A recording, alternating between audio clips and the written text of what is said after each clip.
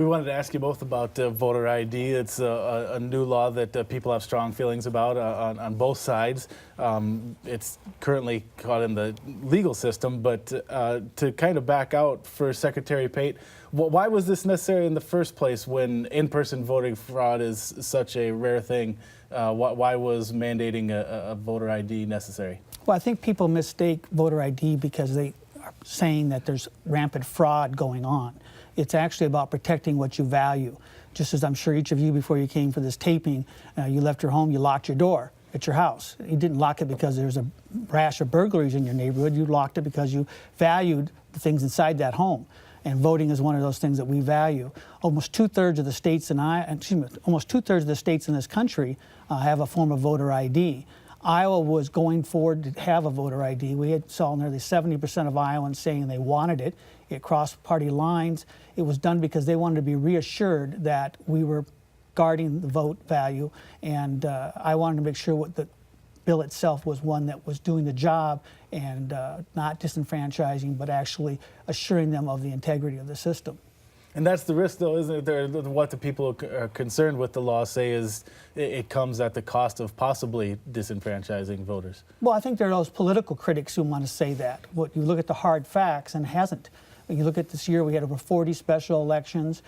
This was a soft rollout year for it. 40 special elections, a primary that had record highs for participation in absentee balloting, and one of the highest for the Democrats for turnout. And I think that speaks volumes that the fact that we asked for an ID did not inhibit anybody. In fact, let's underscore here, we sent out and will continue to send out free IDs to anyone who doesn't have it. What's happened is those who want to criticize it use examples from other states, or they draw assumptions that aren't correct and applying them to what we've done in Iowa. Ms. DeJear, what's wrong with voter ID? At the end of the day, it's important for us to defend our democracy, and that means we need each and every eligible voter in our state getting an adequate invitation to participate in the process. This past primary election, we saw 13% of eligible voters in our state participating. Not eligible voters, registered voters. 13% of registered voters participating in that.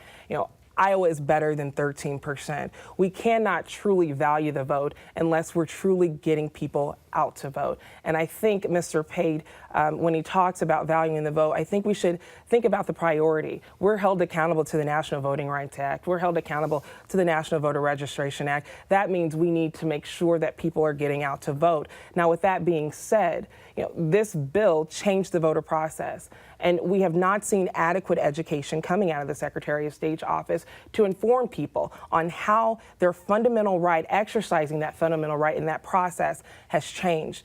But needless to say, the bill has passed, and the way we get over it is to continuously educate people. And that's the type of Secretary of State I want to be. I want to be the one that's a champion for people's voices and a champion for people's votes, ensuring that we're getting as many eligible voters out there participating in the process.